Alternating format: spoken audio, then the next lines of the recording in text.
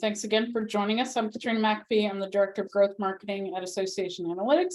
You're here for our Analytics in Action series. Today, our topic is Beyond Basic Learning Metrics, how to use analytics to uncover insights and learning program gaps. To get us started, I'm going to hand it off to Bill Conforti. That is a mouthful. So we're going to try to make this fun. Okay, so this is part of our Analytics in Action series. Some of you have been with us before. So sometimes we call it the Bill and Greg Show. So I'm Bill. So I'm the Senior VP of Strategy and Solutions with A2. I'm joined by Greg, who is our Senior VP of Sales. Greg has been doing this a long time, starting off in the association side, Greg, and then over to the vendor side. That's right. That's correct. Yeah. Greg's been doing this a long time, and excited to announce that returning today by popular demand is our now recurring guest star, Rachel Mace. And Rachel is a former industry pro, but currently the senior developer for the Acumen Analytics platform. And she's going to give us the analyst perspective on some of today's topics. So thanks for joining us, Rachel. I didn't actually realize you were at a conference, so appreciate you taking time. All right. So really quick before we jump in, we do have a couple things coming up. For any of you that are NetForum users, we have a special shout out for NetForum people on Thursday, the 25th. So I'm going to be chatting with one of our customers that is using Acumen, and that is a longtime user of NetForum. So we'll have some good and bad and maybe a bit of ugly when it comes to NetForum reporting and analytics. You can scan the QR code if you're interested in that. He said he gets excited by joins. So if you also get excited by SQL joins, this is your webinar. And even if you don't, so I can promise you that that'll be a tiny part of the 45 minutes or so.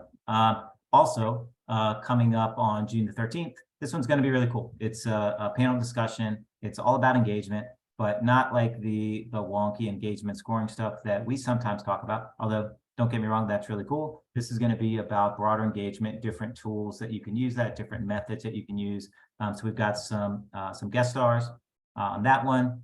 We have guests from Feather, from Clouder, Worker BTB, PropFuel, and I will moderate that discussion. So that should be a good one. If you can make that, I highly recommend it. So, Greg, what are we up to today? Awesome. Well, first, I want to thank everybody for attending. Your time is precious, and we value your attendance here. We worked really hard on the content today, so I hope you all enjoy it.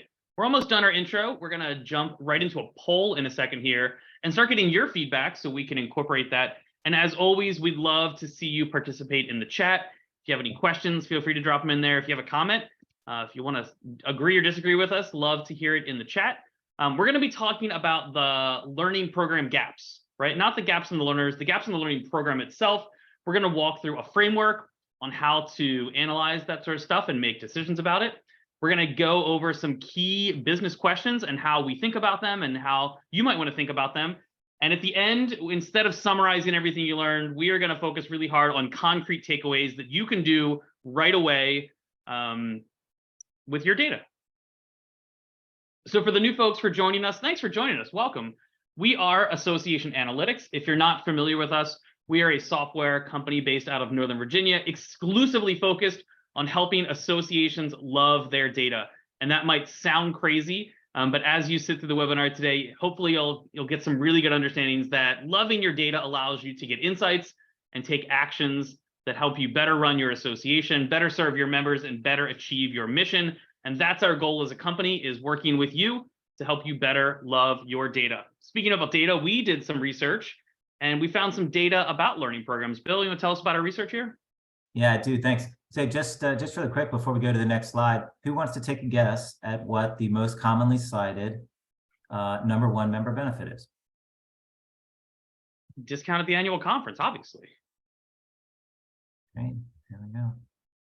That's why we're here, right? So yeah, so 80% of association members believe that education and training is the most valuable benefit that their association offers. So that's not a big surprise, right? A lot of us networking, that's also good, right? But so education training is central to the overall value proposition. And I think along with networking, incidentally, is the other key area, that this is an area where your association can offer unique value that other competitors, even if they're free or whatever, they can't compete with. I also want to comment here that when we talk about learning, and I assume a lot of you who registered today have a formal learning program, you probably have a learning management system in place. You probably have lots of formalized learning structure built out. You don't always have to have that to be able to get insight from your learning. Something informal, like we have people sign up in our AMS and they log into Zoom to get our training. That's a learning program for us.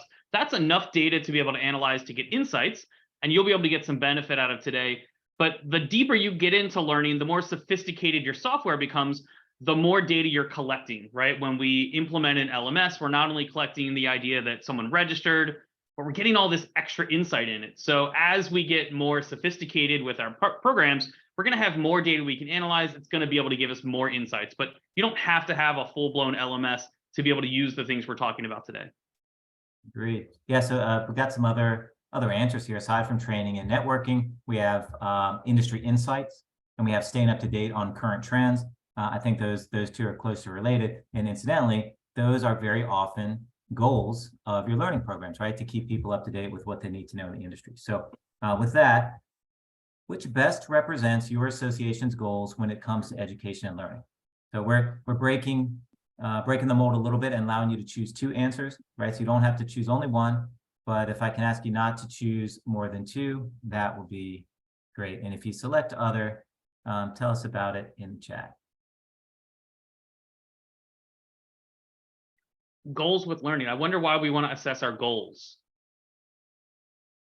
Yeah, all right, just yeah, well, let's put a pin in that one. We'll talk about that the rest of the time, but hard to pick two. Feel free to pick agreed. two. Pick two. We Okay. want you up to two. Yeah. This is I can tell people are thoughtful about this one. This one is our slowest moving poll ever. All right. Usually all the answers are in within 15 seconds or so, and we still have a bunch of people still weighing in. They're all important, yeah. Okay, nobody's saying other, right? I purposely didn't offer don't know as a choice. So if anyone doesn't know what their goals are, that would be, you can just select other. Okay. You might not be on the learning team today. You might be on the data or AMS team coming here and, I don't know the learning goals. I'm here to learn. We got an other here. Okay. So we're pretty close to full participation in the poll now. So I'm going to share the results just for the benefit of those who are watching the recording later on. So 50%, a little over 50% actually said participation, right? So just increasing the number of members and customers that are participating in the education programs. Most likely those are ones where education is a member benefit, right? We just want to get more participation, right? Next place is for just over 40% is non-dues revenue, right? We want to make money, right? So we're charging for this stuff, and we want to get as many seats as we can. 36% said relevance, right? We want to stay, make sure that we're delivering relevant content that's highly appropriate to our members' needs.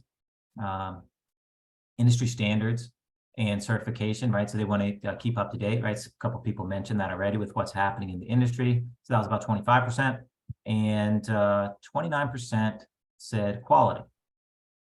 Right, so that's once we get past the top two, non-dues revenue, participation, the rest are pretty even. I am a little bit surprised that quality didn't come in higher. Anybody else have a comment? I am blown away how high non-dues revenue is. I thought for sure that was the red herring and everybody was going to pick the other stuff. I'm not. You need money to reinvest Yes, so that you you do. can give people even better stuff. Yeah. Yes, you do. Okay. This is why we ask. Awesome. So let's talk about the gaps in our program. That was one of the kind of promises for this thing is, so you have this program, right? You have some goals. Very heartened to see that no one didn't know what their goals were. So we're all sort of headed in a particular direction with regard to our learning programs, but we need to identify those gaps, right? So I'm not talking about achievement gaps. I'm talking about gaps in our programs where It might mean that the courses are not meeting the educational objectives of the learners. It could be, right, if you're a non-dues, if you want to get the non-dues revenue from a product perspective or revenue perspective, it could be that you're not offering something that's where there's a high demand, right? There's some money that's kind of being left at the table. And you can find these things, these gaps, if you look for, if you look at segments of your membership or you look at cohorts of your learners, things like that. Okay, so I want to ask the audience here then, what is or where is your association's learning gap or program gap?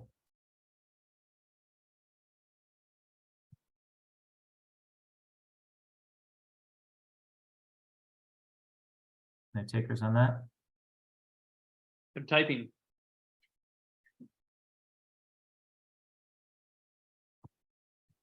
Okay, right. So it may not be obvious, right? Content for seasoned professionals. Thank you, Laura. That's a great one. Needs assessment, impact tracking, right? All of these, too much time in between certified education events. That's a very specific one. So there's done some analysis on that. Pamela's not sure. That's actually a really good segue to our next topic, which is, hey, if we don't know what those are, how are we going to identify those? And so, what we always very often try to do is take something that's complicated, break it down into a couple of buckets and make a process out of it. And so in this case, we've developed, this is not like an official thing that you find in Gartner or something, but if you think about how you are going to find and address your gaps, it would look something like this. So the first thing that we have to do is we have to identify the gaps, or we have to define them. Right. So what's the knowledge, what are the skills or abilities that our members need to improve? So the second thing we have to do, we have to segment, right? Because it probably doesn't apply to everyone, but it applies to certain parts of our target of our audience. And we have to find who they are. We have to target them. Then we're going to kind of skip over for today's purposes a little bit, but we do obviously have to develop our content according to those goals, whether it's revenue, whether it's underserved populations, or if there's industry requirements. We have to deliver it in a way that's meaningful to our members, right? It's, we learned that the hard way, some of us during the pandemic, but we have to deliver in the right modality and the right presentation that matches our members. And we have to be able to evaluate, right? Once we've developed and delivered, we have to evaluate our learning programs to know if it's meeting the goals that we've set out. We have to choose the right metrics. We have to collect feedback from learners. Maybe we even measure performance before and after. And who knows what is the key to all of this? Besides Greg. Anybody? Well, of course, it is data, right? So all of these things, we require data to identify and segment, right? We require that in order to develop and deliver our content in the appropriate way. And maybe most of all, we really require it to evaluate the performance of our programs. Okay, so how are we going to identify those gaps, Greg? I think we're going to go about this two ways. One is we're going to ask. A couple of people in the chat here talked about asking people, right? We can ask them by surveying them. We can ask them about their preferences and interests to update your profile. We can do micro surveys and say, what are you interested in learning today? We can do big annual surveys and ask them. But we think surveys are one piece of the puzzle. Beyond just asking people what they want. Remember, people are notoriously bad at telling you things they want and doing those things. We want to observe. And I think this is really where the information that's going to help drive our learning programs come from, is observing our members. What are they doing? What are they talking about in our community? What are they searching for on our website? What are the hot sessions at our annual conference?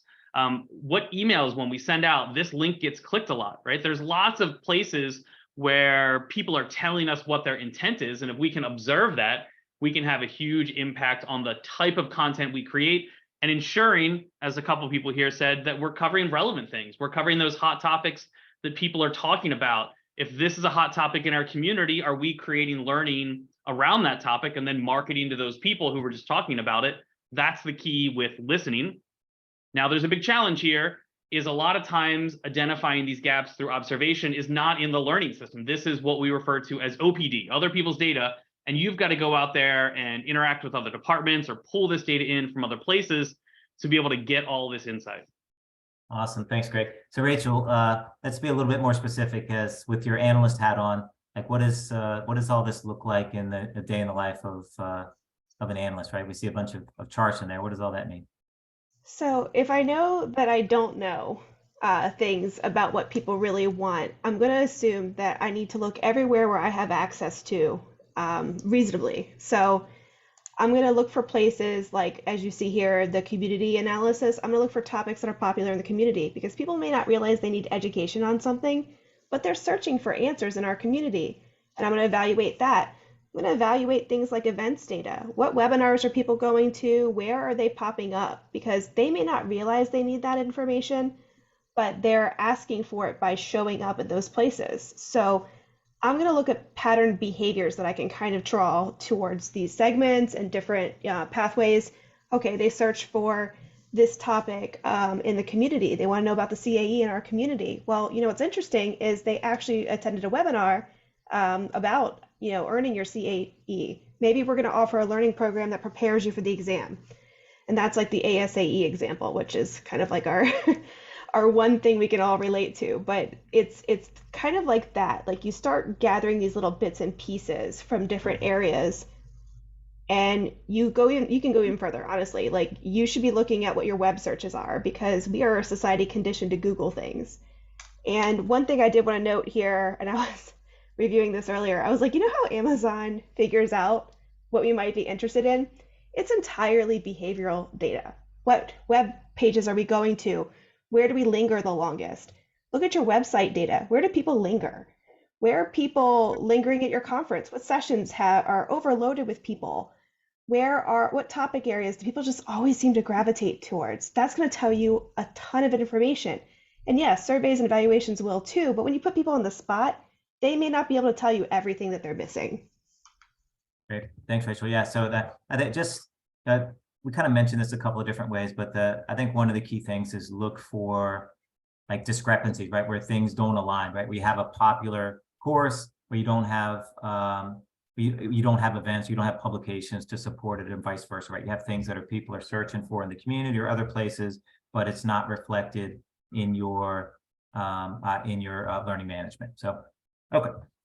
So along those lines, the idea is that we've identified the problem, right? We've defined the gap, but now we have to do some segmentation, right? And so we don't think of segmentation or segmenting that often in the context of learning. Usually we're talking about marketing, right? And they're closely related because you have to market to people about the courses that you have and things. But the idea is that the type of content the type of learning content that suits me is probably slightly different from Greg and slightly different from Rachel. And that depends on a lot of things, the type of member that I am, the place that I am in my career, maybe my job function or title, all of those different things that you know about your members. And they're the same things that you use to segment your marketing message, right? It's profile data, it's demographics, it's behaviors, it's preferences and interests, it's attitudes and sentiment. And to Greg's point earlier, importantly, not very much of this is in the learning management system itself, right? So a lot of the ways that you uncover those learning gaps and improve on your learning is with data that's other people's, right? Other departments. It exists outside of your LMS. Okay. So now we have our target audiences, right? Based on that sort of homogeneous looking group, and when we segmented based on that profile data. Now we have some target audiences where we've identified maybe some of the gaps that are related to our goals. I almost have a pet peeve with this, and I wonder if I can get some help.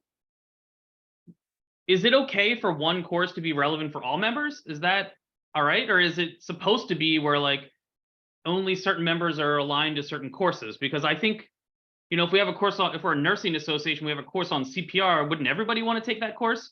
And here you're telling me I need to segment my courses and align them with my audiences. Where do we find the happy middle ground here?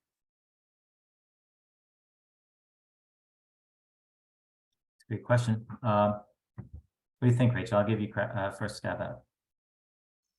Well, I would think that one of the things that you would do is kind of understand your segments, because even if we have courses where we think, well, everyone needs to know this, where I was in my career today or 10 years ago that I am today, it's like almost cringy because I didn't know so many things from like just a professional standards point of view, from a regulatory point of view.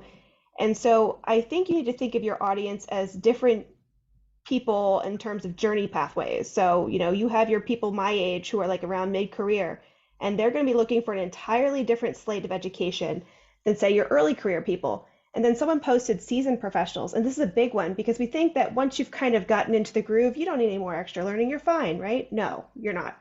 So you need to start thinking of people as different subsets within your industry, even if your industry is hyper specific, because you're going to need to design learning pathways that appeal to people that are in different parts of their journey across your industry. Yeah, well said. I don't know if I could add anything to that, Greg. Are you satisfied with that? I'm satisfied with that. Yeah. I mean, All right. 100%. Good. Need to offer different levels, of course. Okay, great. So Greg, tell us then, so we've identified, we figured out some ways to do that. We've segmented a little bit. So we have, some red guys and some blue guys and some green, right? Yep. They have different needs and things. So now we've developed some courses or tweaked the ones that we have, and we figured out a way to deliver them, right? Because one of the parts of our target audiences is how they want to consume that information, right? So we have our online courses, we have webinars on demand. We probably have some hybrid stuff that we've sort of embraced over the last couple of years. And so we're a couple years into this. And so how are we going to evaluate the performance of those programs? Awesome. This is one of my favorite parts. So we think about data science being a science, and we're going to talk a little bit about the science here. And then Rachel is going to really talk about the art of data science, because those two things really need to meet together to get your outcome. So we got to evaluate, we got to look at our data and see what we're learning. We have to think about two main ways to evaluate this. One is we're going to break this into operational performance. And then one is we're going to look at the learner experience. And a couple tips here is we're going to look at our operational performance over time. How has this data changed longitudinally, right? If I just tell you 1,000 people registered for our online course, is that good or bad? I don't know. Is that better than I was last time? Is that what I was expecting? Right? So that's a really big part of this. The next thing is we want to look at it in context related to our goals. So let's flash back to the beginning when we ask about what were our goals, right? If it was generating non-dues revenue, how much non-dues revenue were we able to generate? Did it supplement our organization? Was it a small piece of the pie or was it a big piece of the pie, right? If 1% of your non-dues revenue comes from courses, is that enough to really justify having the learning system and the learning department, or should it be 20% of our revenue comes from learning, right? Looking at that in context with the organization is going to be key. But then we want to also look at the learners, right? This is a two-way road here. The course has to be great and the learners have to come take it. So we might want to look at satisfaction or sentiment related to the courses. What did you think of that course? How did you like it or not? Were you participating? Were you engaged in the content, or were you just taking it because you had to, right? Is there some sort of loyalty? We noticed that when Greg took course A, he went on to take course B, C, and D, and he had a lot of loyalty. There was a lot of overlap here. I think one of our top answers was member engagement, right? Is this a member benefit? Do we see a large portion of our membership taking advantage of learning, or is it a super narrow portion of our membership? We go back to looking holistically. If 5% of your members engage in learning, is that a member benefit? Or should it be 30 or 40% of your members are engaging in learning? That's a member benefit. And then we go back to these two, revenue and engagement might be in conflict with each other. Well, if we gave some of these courses away, maybe more attendees would register for them. Or maybe if we give some of these courses away, it might have a negative impact on our engagement in learning. So we want to analyze that. And the only way to do that is to look at our data and start helping understand what that data is telling me when I look at it. Awesome. Wow, that's really well said. The only thing I would add to that is when we look at overlap, when we look at what courses lead to other things, let's broaden that out a little bit and not just look at the next course, but let's look at other things that matter to us in terms of engagement, right? So let's think about, if you've seen some of our engagement webinars before, we've talked about the idea of inflection points and like where members go from just interested to active and then ultimately to connected. A big part of that is learning. So very often the getting involved in learning, taking some courses that establish value is what ultimately leads us to kind of moving up the chain, so to speak, or kind of further down that journey of engagement. So overlap, I think, is really important in this context. Well, Bill, that probably ties into Joe's question here, which is how does it play into member retention? And as we're looking at overlap, we might say, does engaging in online education impact renewals? We might also look at, do members engage in education? Maybe our non-members are engaged in our education. It's not a member benefit, or maybe, there's some sort of split where, I don't want to give too much away, but some courses might be relevant for members and some might be relevant for non-members. Maybe it's a gateway course, introduction. Hey, when you take this course, you're learning about the profession. And as you move through, you might decide to join and become a member because that course was sort of the hook that pulled you in. Yep.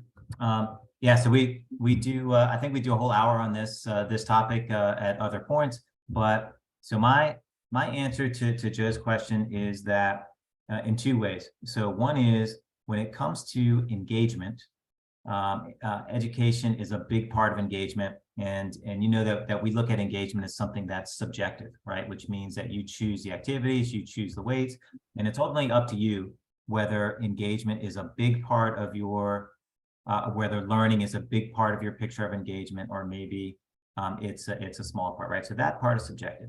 However, retention is something that can, and I would say should be predicted, right? Mathematically. And when you get into predictive models, I would expect that participation in your courses is going to be a big factor in most retention models, but not necessarily, right? It may be in your association that living in the Southwest is really important versus living in the Northeast, and that's a bigger factor, right? And education doesn't matter as much. So the predictive models are mathematical. Some things make the model, some things don't, and that's just how it is. And the engagement piece is a little bit more subjective. So in both ways, it's a big part. Okay. So now we're going to go to business questions, right? And in this case, we have the word analytics in italics there because we're talking about questions that kind of require analytics versus those that you could answer just by looking at those reports that you probably have in some SharePoint folder or maybe even printed out on your desk from time to time. So, so this is going to be learning analytics versus reporting. So Rachel, what do you think is the main difference between reporting and analytics? Reporting is really easy to define. Here are the numbers. This is how many completions we had, enrollments. Here's how many people are currently living in our portal. These are all the numbers you find at the bottom of an Excel spreadsheet. But once you get into analytics, it's actually a much more creative process than people think. You actually have to be willing to leave your preconceived notions at the door and let the data kind of walk you through what's actually going on. It's when you're taking various segments, various different participation groups of your population and seeing what impacts their participation. So analytics is more of that deep dive where you're getting into not just what the behavior is, but what's driving those behaviors, what's impacting those behaviors, and all the different things in between. All right. Yes, I think, yeah, all of those are true. If I had to summarize it maybe a little bit more succinctly, I would say it's about action, right? I mean, so reporting is about understanding and analytics is more about action. That sound okay to you, Greg? It does sound okay to me, but I want to add one extra word into the mix. And I want to add the word on our next slide, which is curiosity. So if we think about the difference between reporting and analytics, our report, as Rachel said, it tells you the number at the bottom of the Excel spreadsheet, right? And Bill said it's about action, right?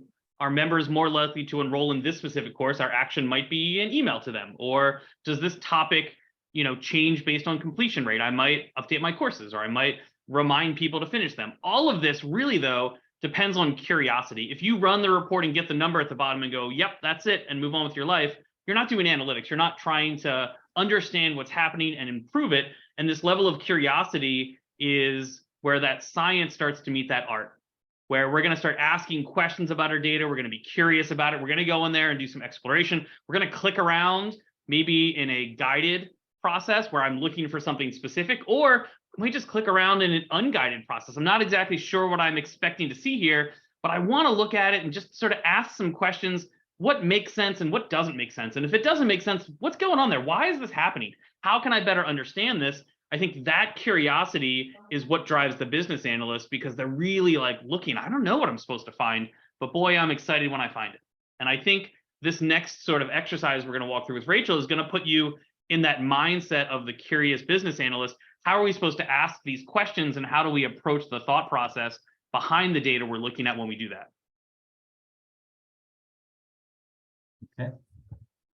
Okay, that's Rachel. I was gonna say, wow, that's a really good insight someone just put in, and then I saw it was Rachel, but still good, right? Setting aside time for guided and unguided analysis. That's great. So I think these are good examples on the screen. If you think so, a lot of it is about taking the action, but it's also about the type of questions that you ask, right? It's a lot more focused on not just the what, but the why as well, right? Okay, so underlying the analytics are still performance metrics, right? And we talk about in the title that, you know, we're not just going to use the same old metrics, right? We're going to take those to the next level. We're going to relate those back to our goals and all of that. So what are the best metrics to use if you want to evaluate the performance of your educational programs or your learning programs? What let me just say, give a chance to weigh in the chat here. What are some good metrics that that we're using? Anyone have a favorite or one that's particularly insightful?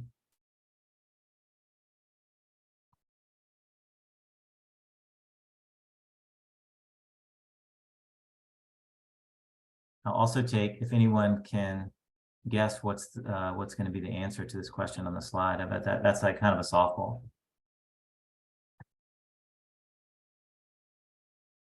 Okay. So the answer, of course, is to what are the best metrics is what? Depends. Of course it depends, right? And why does it depend? Because why, Rachel? Tell us. Well, it depends on what the goals of your learning program are. It depends on what the mission behind your learning strategy is. So those things really are what's going to guide what metrics you're going to need to use. Ooh. Goals and mission. Changes. Yeah, great. Yeah, so Beth raises an interesting point, and that's a level of granularity that we probably won't get to today. But if your learning program includes the analysis of specific items, you know, on your assessments and on your test, then probably you can join us and give this webinar next time instead of watching. I'm kidding, but that's a level of analysis and granularity that that really, you know, connects on an item by item basis to learning objectives. So here we're kind of we're looking at the course or at the individual piece of content level, but not necessarily by item. Yeah, Greg.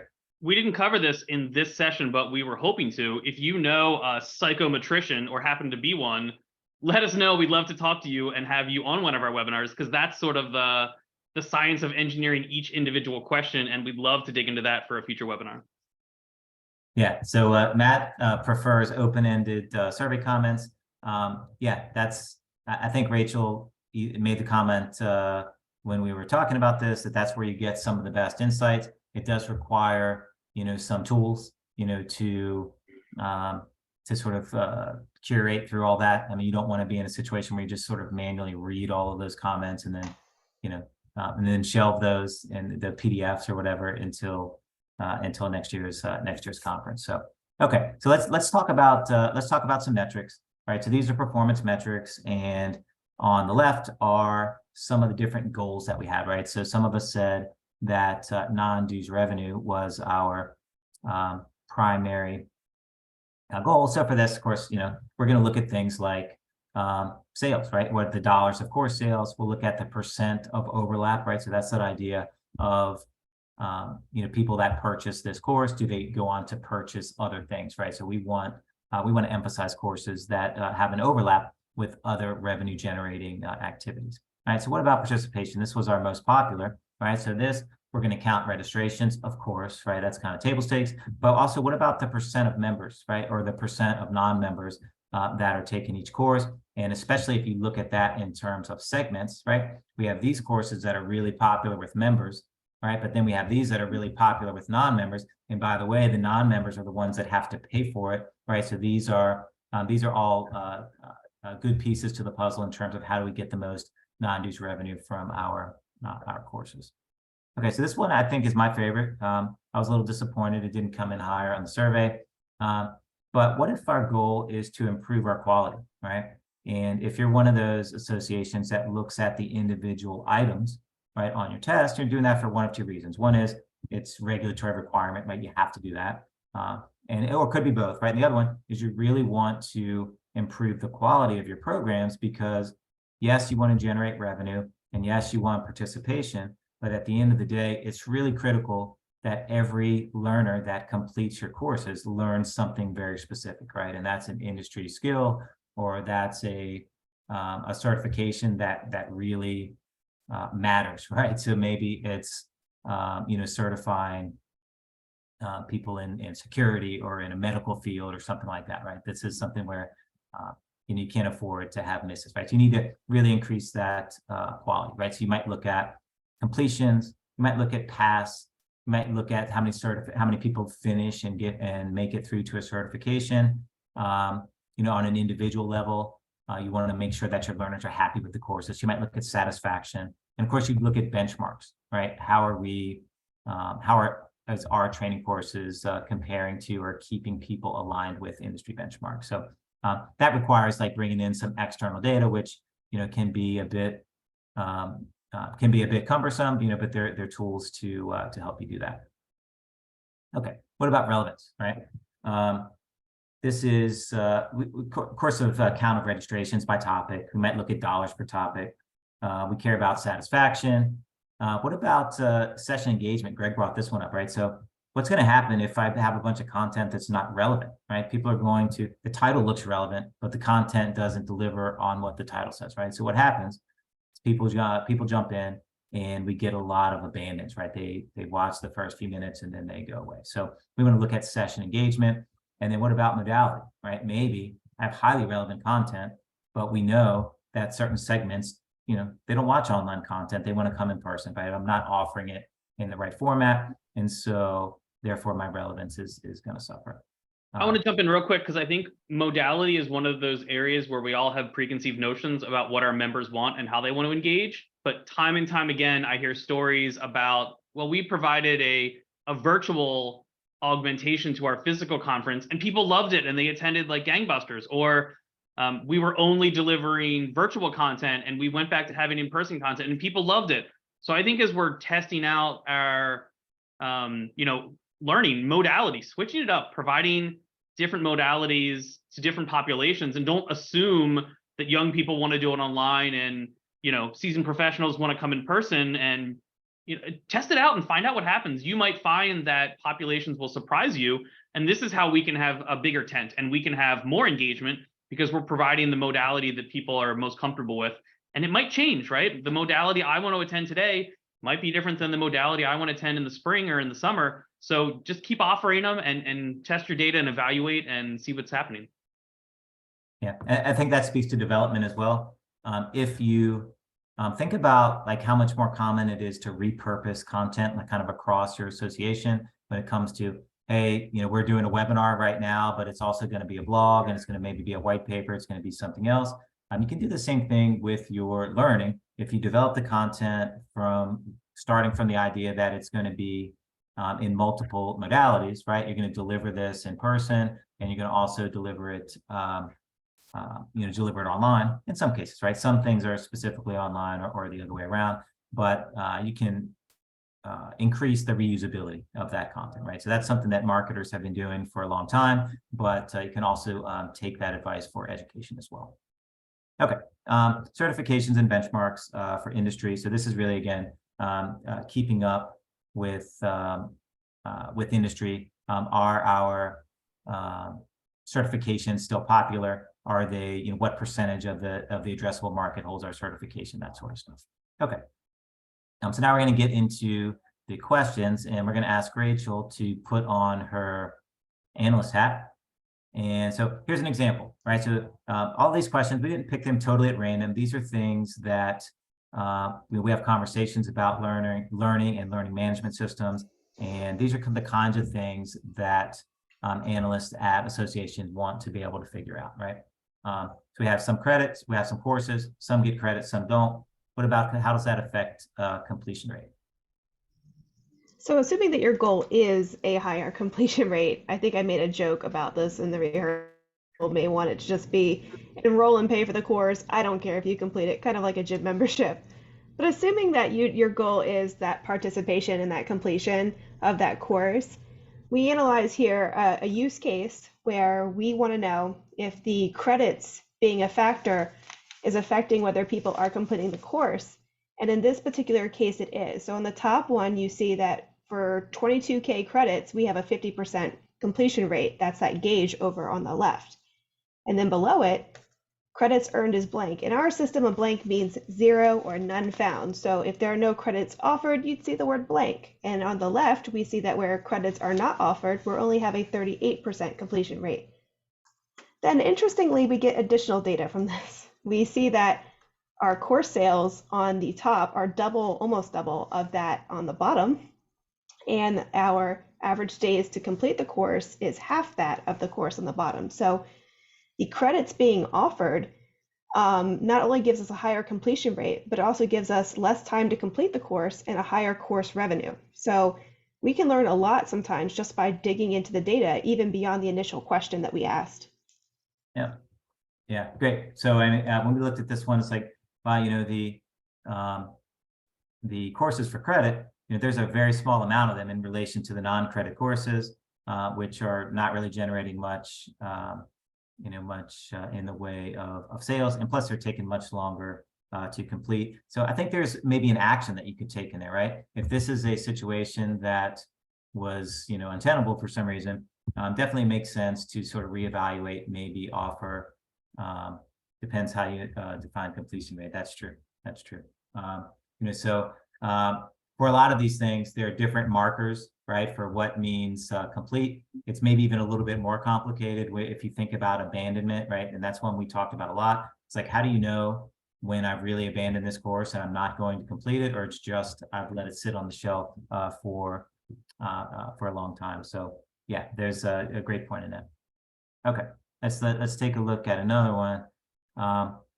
At what time of year are enrollments the highest? Right? Why would we care about that? Right? As long as we have a lot of enrollments, what do we care what time of year it is?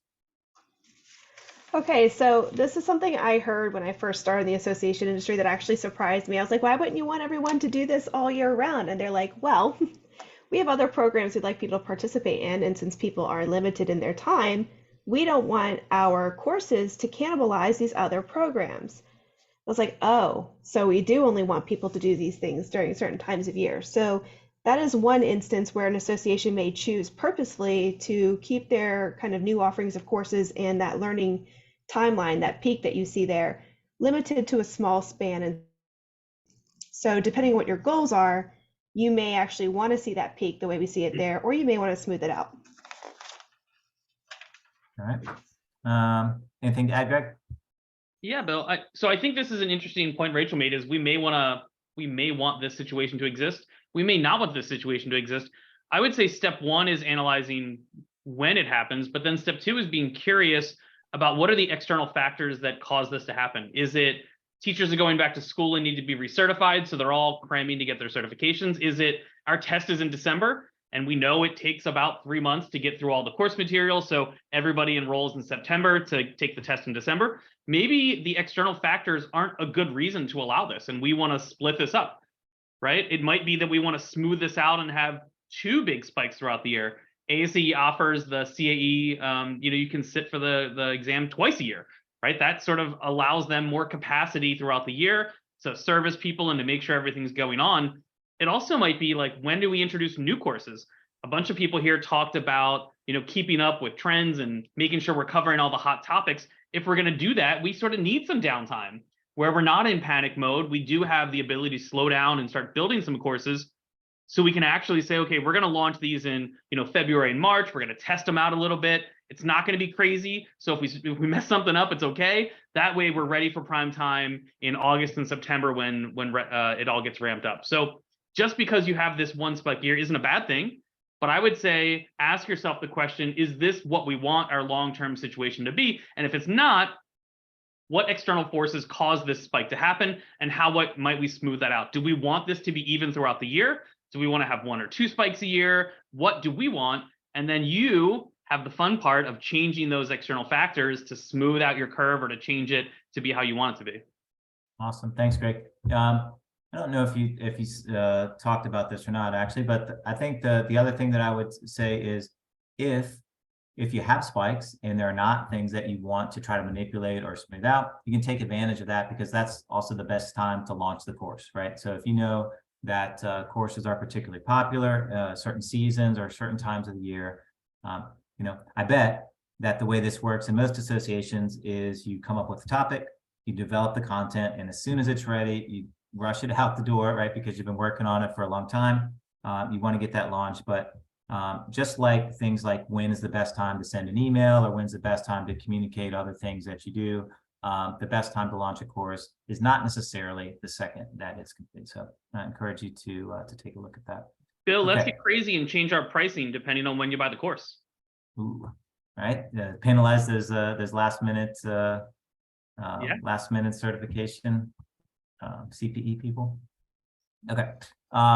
Do some segments, right, of our population struggle with course completion? And you could, we wrote completion here, but it could be pass fail, it could be completion, it could be really any metric that you care about, but you want to slice and dice that by segment, and you want to know if there's some that are lower or maybe even higher than others, right? Why would we want to do that, Rachel?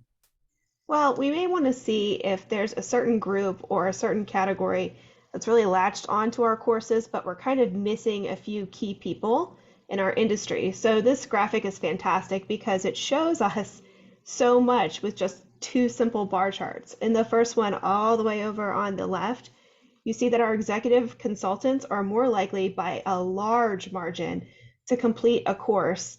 And when we think it out in our heads, even, we could probably verify that that's probably because they're consultants. They need to signal to their clients that they're very up to date on all the most recent information.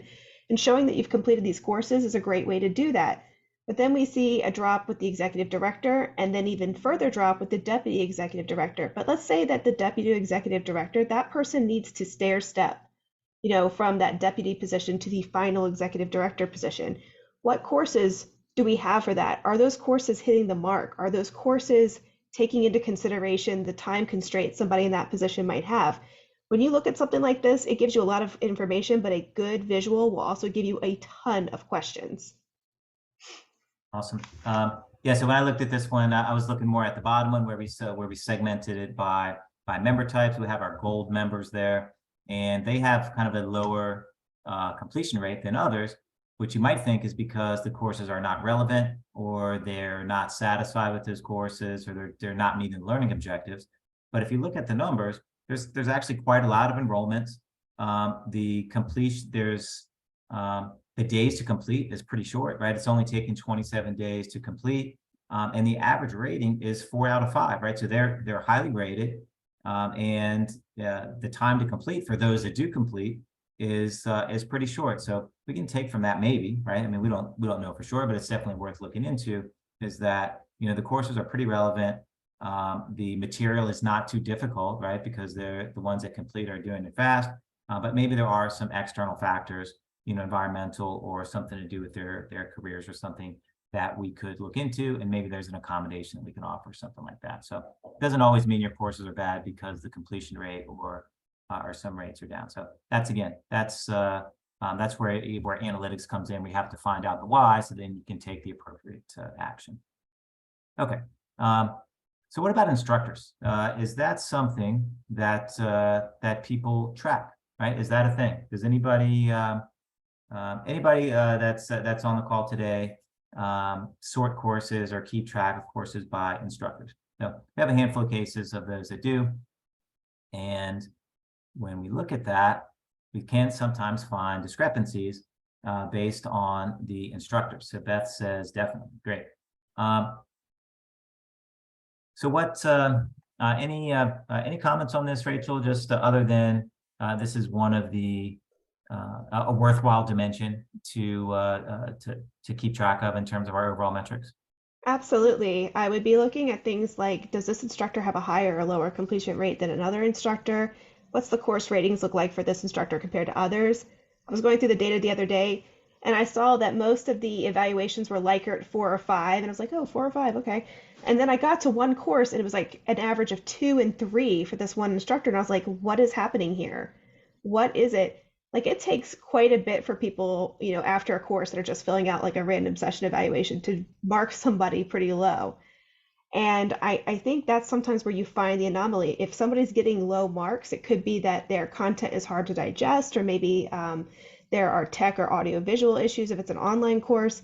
And that's something that's like a good indicator that you should check into that instructor, see what's going on, read maybe the text comments when there's an anomaly there. So that could be such a good guiding factor into whether you choose this person to lead another course or another session, or if you choose to go and maybe find somebody else. All right. Yeah. So we were joking about this leading up to, which is how do you choose the instructors for your courses? Well, it's like whoever volunteers, right? And so I mean, the learners don't know, they don't have like ratings to choose from or anything like that typically, but you can definitely use that to decide which instructors you want to continue with and which ones you might want to thank them for their service and maybe move on from. So, okay. What about the learners? How do they feel about our offerings, right? Why is this important? This one's pretty softball, right? So we want to look at this in terms of sentiment, but I did want to offer a word of caution. And since we're running short of time, I wanted to bring up what Annette pointed out in the chat. Annette was saying that they can get a completion after they complete the evaluation for the course, and this is often the case. So you may find that you have an abnormally positive skew in sentiment because they're just trying to yes you to death so they can get their credit for the course, maybe. So sentiment can be good, but sometimes if it's structured in a way where it's kind of a blocker to them getting their certificate or their credit, they may just yes you to death. And sentiment can be very hard to kind of suss out. There are ways we can overcome this. We can try issuing something mid-course, maybe like a touch base question. Hey, how's the course for you? Are you struggling to get through it? Is there anything we can improve on? That might help get people to give you better, more high quality sentiment. But I did want to caution, course sentiment is a very great way to analyze the course, but if you have that as a blocker to them getting their credit or anything that they're looking for post-course, they just might yes you to death. All right. So that's asking them, Greg, how can we observe some things about sentiment and how they feel about it? Great question. I mean, I would look at like, do they actually watch the videos? Do they fall off? Are they paying attention to what we're offering? Are they clicking away and looking at something else? Nobody would ever take compliance training on their phone while playing video games all day long just to click the button at the end so they can pass the compliance test. That never happens. And then give it good sentiment because you don't want your boss to know that you didn't take it, right? So there's other metrics we want to look at when it comes to these education offerings that's beyond just did you take it? And I think that's a great example. Maybe we give the credits regardless of if you take the survey or not, right? And then the survey happens after the credits are awarded. That way you're not feeling pressure to give good sentiment. We're not skewing our ratings. And hey, we get less people to give us feedback, but the feedback we get might be higher quality. Yeah, agreed. All right, awesome. Okay, so that's a couple of examples of questions like sort of worded in a good way. So it's not just basic metrics, but a little bit more advanced questions. Some other things that you might want to look at, and these are a little bit more in depth, at least the first one, right, is which courses are most valued, right? And what does value mean, right? We have a whole webinar about that, but I think what I'm mostly talking about here is overlap, right? You want to look at enrollment, you want to look at dollars, but I think the biggest value of education outside of certifications and things that prepare people for specific things in industry is how it affects overall engagement and loyalty to the organization and alignment with the mission and all of that, right? Which courses do first-year members favor? And not just courses, but what are other things that first-year members do that tend to get them to be second-year members, right? That's really what we're after here is first-year membership's tough. You lose a lot of them. And how can we get them engaged quickly so that we don't lose them? Education is a big part of that. If you are in the non-dues revenue camp in terms of your goals, you're going to care about, which courses are most popular with those non-members. So as Greg said, we're going to wrap up with one question for everyone. I want you to think about this and maybe take this away when you go back to your job, which is, what's one question about your learning programs that you're curious about that can't be answered with the simple report, right? That thing that's in your SharePoint drive or on your desk. We gave some example today, but what's one question that you have?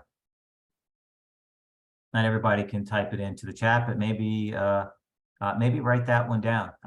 We'll go around and see what we thought of. Rachel, what do you think? I'm going to go a little off topic because you both said something so profound when we were rehearsing this and it didn't come up. And now I'm like, we have to say this. Both of you were talking about we should query people who don't complete our courses to find out what it was that stopped them from completing it. And I think that one of the things that can't be answered by a simple report is, why did you stop taking this course? Where did we lose you on this? Because we have a lot of data that points to it, but we want to know really, what was it? Are you time constrained?